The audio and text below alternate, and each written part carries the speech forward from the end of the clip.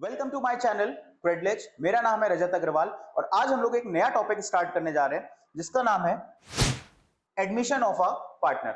बहुत important topic होने वाला है। इसको मैं बहुत इंपॉर्टेंट इसलिए बोल रहा हूं क्योंकि मिनिमम 6 मार्क्स के क्वेश्चन आपको इस चैप्टर से मिलेंगे और ये मैक्सिमम 8 मार्क्स तक जा सकते हैं। ओके, सो हमें बहुत ध्यान से बहुत अच्छे से ये चैप्टर पढ़ना है, एक एक चीज पढ़नी है क्योंकि आजकल बोर्ड्स बहुत ट्रिकी क्वेश्चंस पूछने लग गया है। कब कहां से कौन सा क्वेश्चन पूछ ले कुछ पता नहीं होता, इसलिए बहुत डेप्थ में जाके आज हम लोग को इस चैप्टर को पढ़ना है। आज की क्लास हमारी इंट्रो क्लास होने वाली है, तो आज हम लोग एडमिशन ऑफ अ पार्टनर्स के बिल्कुल बेसिक्स पढ़ेंगे, ठीक है, ताकि और फर्दर हम लोग आगे जब एडवांस लेवल पे जाएंगे तो बड़े बड़े क्वेश्चंस, जो कठिन कठिन टफ क्वेश्चंस होंगे वो भी करेंगे। जब ये क्लास पूरी हो जाएगी तो उसके बाद लास्ट में हम लोग कुछ क्वेश्चंस करेंगे जिसका आंसर आपको देना होगा मेरे साथ, ठीक है, ताकि हमको ये पता चल जाए कि आज हम लोग ने जितने भी पढ़ाई करी वो हम लोगों को समझ में आई या नहीं आई। चलो फटाफट से हम लोग फिर शुरू करते हैं। हमें सबसे पहले यहां पे समझना है meaning of admission of partner.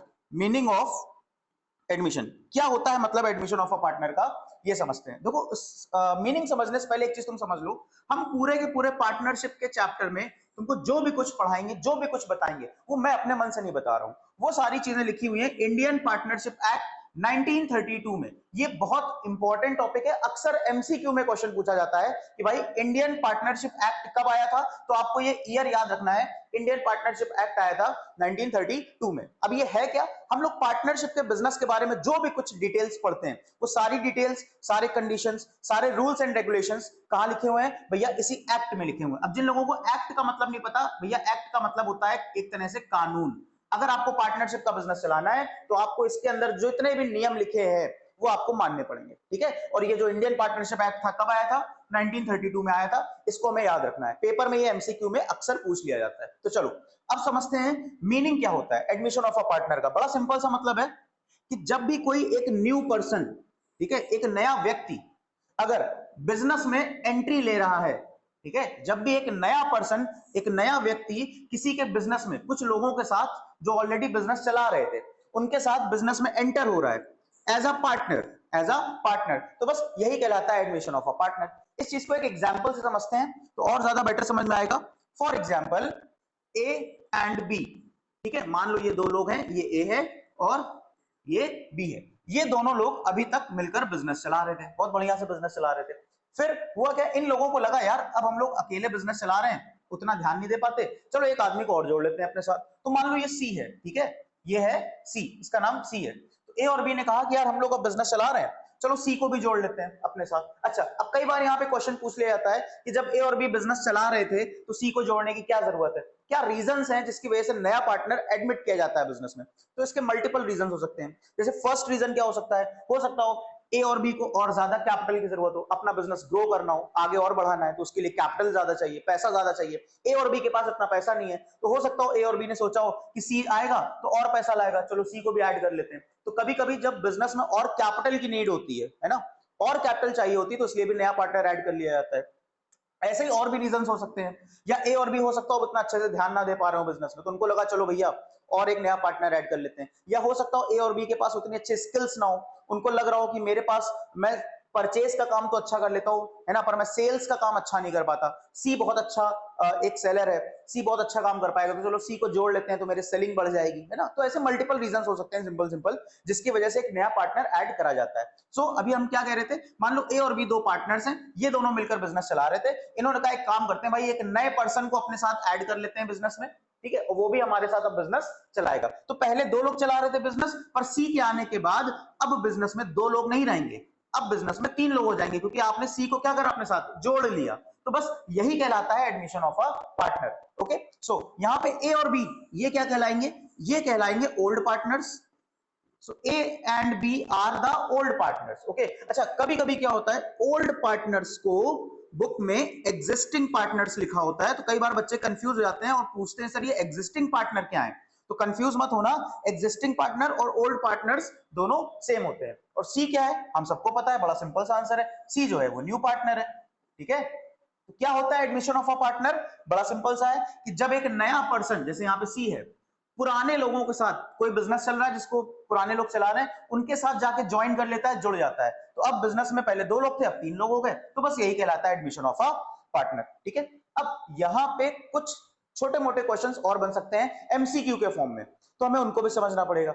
अच्छा देखो, ये चीज शायद तुम लोगों ने फंडामेंटल्स में पढ़ी होगी, पर एक बार फिर से रिवाइज कर लेते हैं कि भाई एक पार्टनरशिप के बिजनेस में मिनिमम कितने पर्सन होने चाहिए, मिनिमम कितने पार्टनर्स होने चाहिए, या मिनिमम कितने व्यक्ति, कितने लोग पार्टनरशिप का बिजनेस, मिनिमम कितने लोग होने चाहिए पार्टनरशिप के बिजनेस में। ठीक है, तो इसका बड़ा सिंपल सा आंसर है, शायद कई लोगों को पता भी होगा, तो इसका आंसर है 2 person.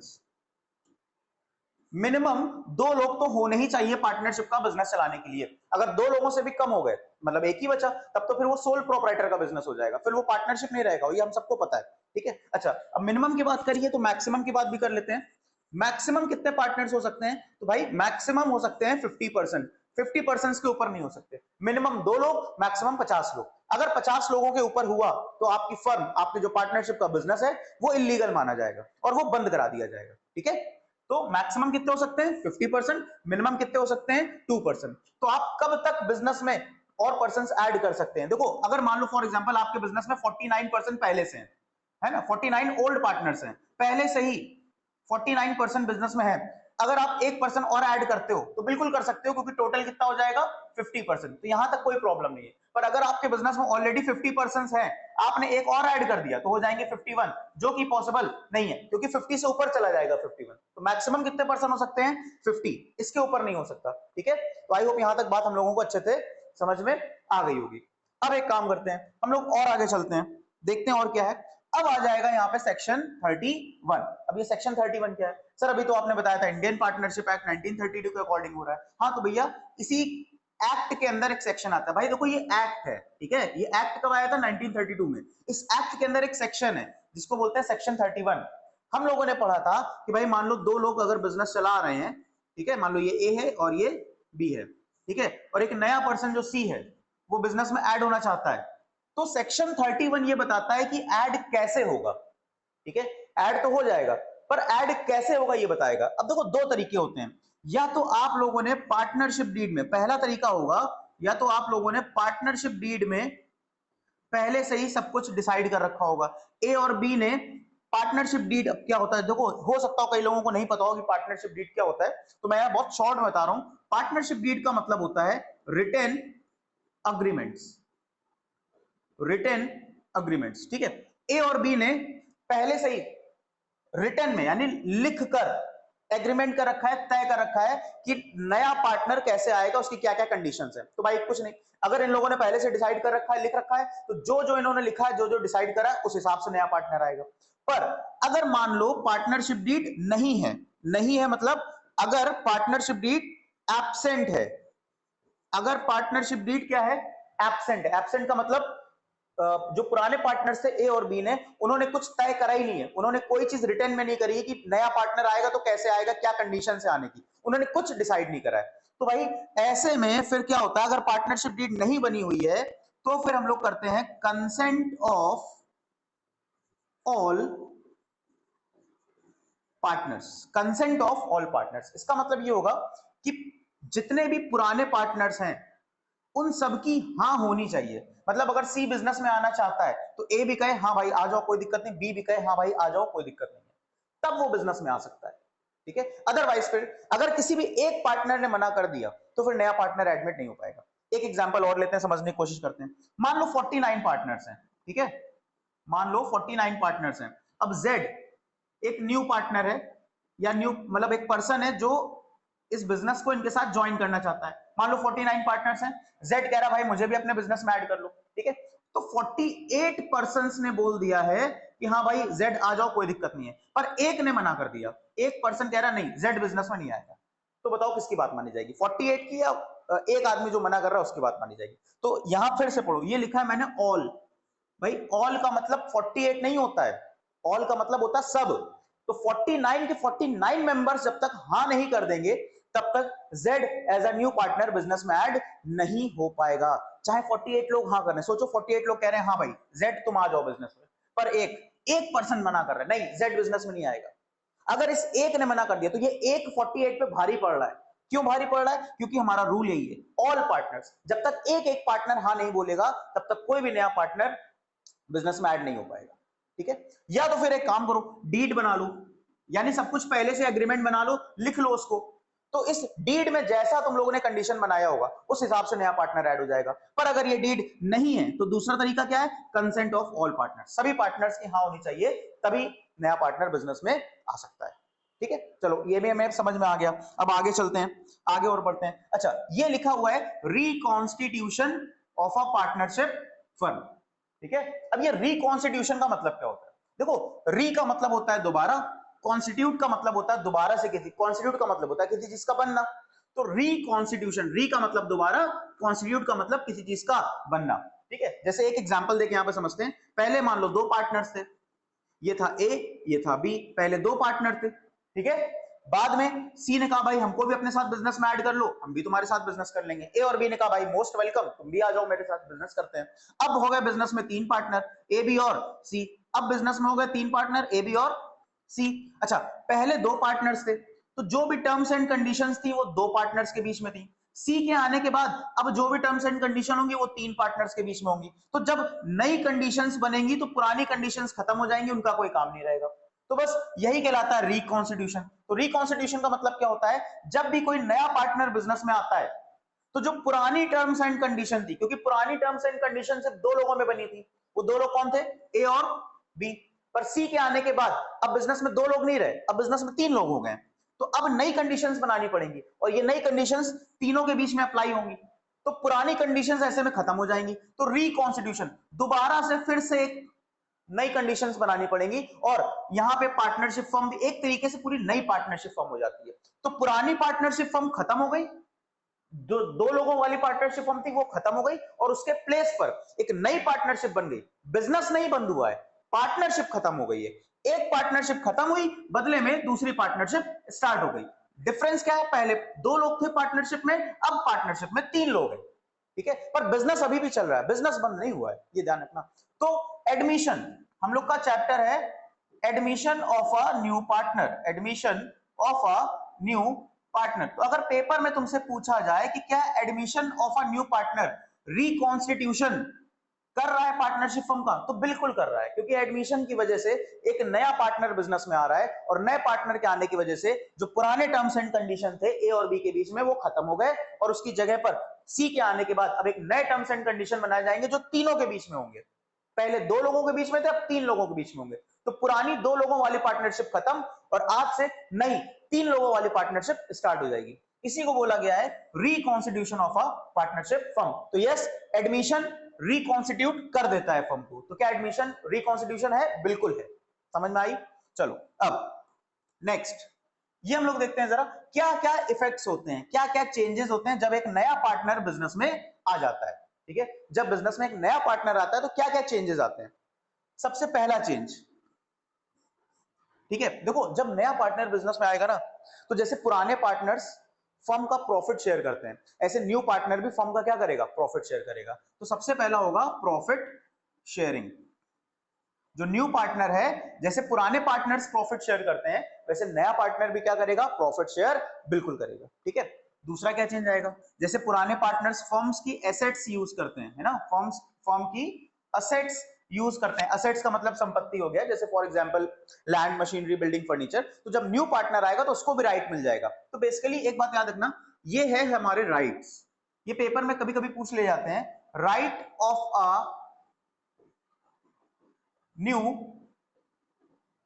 Partner, right of a new partner, कि जब नया पार्टनर बिजनेस में आ रहा है तो उसके पास क्या क्या राइट्स हैं। तो जैसे पुराने पार्टनर्स के पास राइट होते हैं, पुराने पार्टनर प्रॉफिट शेयर करते हैं तो नया पार्टनर भी प्रॉफिट शेयर करेगा। पुराने पार्टनर फर्म की एसेट्स शेयर करते हैं, यूज करते हैं, तो जो न्यू पार्टनर है वो भी यूज करेगा। ठीक है, तो ये सब क्या है, ये सब हमारे लिए इफेक्ट्स हैं। जब एक नया पार्टनर बिजनेस में आता है तो क्या क्या चेंजेस होते हैं, प्रॉफिट शेयरिंग होती है, जब नया पार्टनर आएगा प्रॉफिट शेयर करेगा, फिर उसके बाद फर्म की एसेट यूज करेगा। अच्छा, इन्हीं चीजों को राइट बोल दिया गया, right of a new partner. जब एक नया पार्टनर आएगा उसको क्या क्या राइट्स मिलेंगे और क्या क्या सर इफेक्ट्स आते हैं। तो देखो इफेक्ट्स बहुत सारे आते हैं, चेंजेस बहुत सारे आते हैं। ठीक है, उसको हम लोग अब नेक्स्ट क्लास में कवर करेंगे, क्योंकि यहां से हमारा प्रैक्टिकल पोर्शन भी स्टार्ट हो जाएगा, है ना। हमने कहा था एडवांस लेवल के क्वेश्चन, तो ये इन इफेक्ट चेंजेस से हमारे एडवांस लेवल के क्वेश्चन स्टार्ट हो जाएंगे, तो वो लोग हम लोग नेक्स्ट क्लास में करेंगे। फिलहाल ये तुम लोग right of a new partner यहां तक याद रखना, कि अगर तुमसे कोई पूछा जाए कि भैया जो नया पार्टनर है उसके पास क्या क्या राइट्स हैं, तो ये दो राइट्स याद रखना आप लोग। ओके, आगे चलते हैं। अच्छा, अभी तक हम लोगों ने जितना भी पढ़ा है, जैसा कि मैंने कहा था मैं जितना भी पढ़ाऊंगा उसके बाद थोड़ा सा मैं एक टेस्ट लूंगा आपका और आपको इसका आंसर देना। देखते हैं आप लोगों को इसका आंसर याद है कि नहीं याद है। ओके, तो चलो फटाफट से देखते हैं हमारा पहला क्वेश्चन। विच सेक्शन, है ना, कौन सा सेक्शन है इंडियन पार्टनरशिप एक्ट 1932 का जो डील करता है एडमिशन ऑफ अ पार्टनर के साथ? ठीक है, कौन सा सेक्शन है जो डील करता है एडमिशन ऑफ अ पार्टनर के साथ? अभी हम लोगों ने यहाँ पे शायद पढ़ा था, आप लोगों को याद होगा, कई लोगों को आंसर मिल भी गया होगा, वो लोग आंसर दे रहे होंगे। तो ये देखो यहाँ पे हम लोगों का कौन सा सेक्शन था, ये था सेक्शन 31। ठीक है, सेक्शन 31 डील करता है कि जब भी नया पार्टनर आएगा बिजनेस में तो कैसे आएगा, क्या कंडीशंस पे आएगा। तो इसके लिए हम लोग ने क्या पढ़ा था कि अगर डीड बनी है, अगर रिटन एग्रीमेंट है, तो जैसा उसमें लिखा भाई उस हिसाब से आ जाएगा, कोई दिक्कत नहीं है। पर दिक्कत कब होती है, जब किसी ने कुछ लिखा ही नहीं, कोई कंडीशंस पहले से तय करी ही नहीं है, तो तब क्या होगा, कंसेंट ऑफ ऑल पार्टनर, जब तक सारे के सारे पार्टनर हाँ नहीं कर देंगे, है ना, पढ़ा था हम लोग ने। तो यहाँ पे कौन सा सेक्शन आ रहा है, सेक्शन 31। तो जल्दी से बताओ, अब तो आंसर पता चल गया क्या है इसका आंसर, किसमें लगेगा ये? तो ये हमारा आंसर हो जाएगा सेक्शन 31, ये है हमारा आंसर। ठीक है, समझ में आ गई बात। चलो नेक्स्ट क्वेश्चन की ओर चलते हैं। बहुत सिंपल क्वेश्चन कह रहा है, सेक्शन 31 पर पूछ रहा है एक्ट कौन सा है, यहाँ पे एक्ट कौन सा आएगा? याद करो, अभी हम लोग ने एक एक्ट पढ़ा था, हम लोग ने पढ़ा था इंडियन पार्टनरशिप एक्ट 1932। हमने बताया था पार्टनरशिप के अंदर हम लोग जितनी भी चीजें पढ़ेंगे वो सब के सब इंडियन पार्टनरशिप एक्ट के अकॉर्डिंग पढ़ेंगे, है ना। जो भी रूल्स एंड रेगुलेशंस बिजनेस को चलाने के लिए इस एक्ट में लिखे हैं वो हमको मानने पड़ेंगे। तो यहाँ पे section 31 of Indian Partnership act, तो ये कब आया था? ये आया था 1932 में। इसको नहीं बोलना है, 1932 बहुत इंपॉर्टेंट है। बाकी सारे आंसर्स यहाँ पे गलत हो जाएंगे, इसका कोई मतलब नहीं है। Indian Partnership Act 1932। Next question है, in the absence of partnership deed. याद करो हम लोग ने सेक्शन 31 में क्या पढ़ा था? सेक्शन 31 में हम लोग ने पढ़ा था कि अगर पार्टनरशिप डीड नहीं है तो नया पार्टनर कैसे एडमिट होगा। याद करो हम लोग ने पढ़ा था कैन नॉट बी एडमिटेड, क्या ऐसा कुछ था? कैन नॉट बी एडमिटेड मतलब अगर पार्टनरशिप डीड नहीं होगी तो क्या नया पार्टनर ऐड नहीं हो सकता? नहीं, ऐसा तो कुछ नहीं पढ़ा था, तो ये आंसर नहीं हो सकता। दूसरा, with the consent of majority of partners. अच्छा, मेजॉरिटी का मतलब होता है 51%। फॉर एग्जाम्पल अगर 20% है किसी बिजनेस में, तो अगर 11% बोल देंगे हाँ उस पर्सन को ले लो तो नया पर्सन आ जाएगा, बाकी का अगर 9% बोल रहे नहीं ना लो तो मतलब तो 11% की बात मानी जाएगी। तो यहाँ मेजॉरिटी क्या हो गई?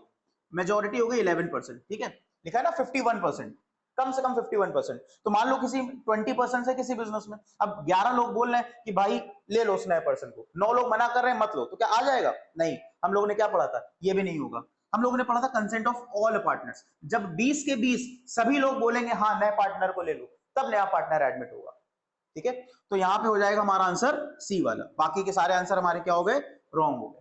ठीक, अब इसके बाद next, minimum and maximum number of partners. ये भी हम लोगों ने पढ़ा था कि पार्टनरशिप के बिजनेस में कितने मिनिमम होते हैं, तो मिनिमम 2 होते हैं, मैक्सिमम 50 होते हैं। ठीक है, बाकी सब wrong answers. Okay, next, reconstitution of a firm means. Reconstitution का मीनिंग भी हम लोगों को याद होगा, हम लोगों ने क्या पढ़ा था, जल्दी से बताओ। रिकॉन्स्टिट्यूशन में हम लोगों ने पढ़ा था कि पुरानी पार्टनरशिप खत्म हो जाती है और उसके प्लेस पर एक नई पार्टनरशिप बनती है। क्यों बनती है? क्योंकि सर पहले 2 लोग थे, अब 3 लोग हो गए, तो पुरानी वाली पार्टनरशिप खत्म और एक नई पार्टनरशिप शुरू हो जाएगी। तो रिकॉन्स्टिट्यूशन का मतलब देखते हैं, old agreements comes to end. बिल्कुल सही बात है, ओल्ड एग्रीमेंट खत्म हो जाते हैं एंड बिजनेस विल डिसॉल्व। देखो डिसॉल्व का मतलब हो जाना है, होता है बंद हो जाना, बिजनेस का बंद हो जाना होना। तो हमने ये कहा था, हमने ये तो नहीं कहा था, हमने ये कहा था कि बिजनेस चलता रहेगा, पार्टनरशिप नहीं बन जाएगी, बिजनेस बंद नहीं होगा। पर इन्होंने यहां पे बोल दिया बिजनेस विल डिसॉल्व, बिजनेस बंद हो जाएगा, तो ये ऑप्शन हमारे लिए गलत है। दूसरा, old agreement comes to an end, यहां तक बिल्कुल सही है, and new agreements comes into an effect with new partner, ये थोड़ा आंसर सही लग रहा है। पुराने एग्रीमेंट्स जो थे खत्म हो जाएंगे, यानी पुरानी पार्टनरशिप खत्म हो जाएगी और उसकी जगह पे नए एग्रीमेंट बन जाएंगे, उसकी जगह पे नए एग्रीमेंट बनेंगे, वो भी नए पार्टनर के साथ, और बिजनेस चलता रहेगा। तो बिल्कुल ये वाला पॉइंट हमारे लिए सही है, ये आंसर हमारा बिल्कुल सही है ना।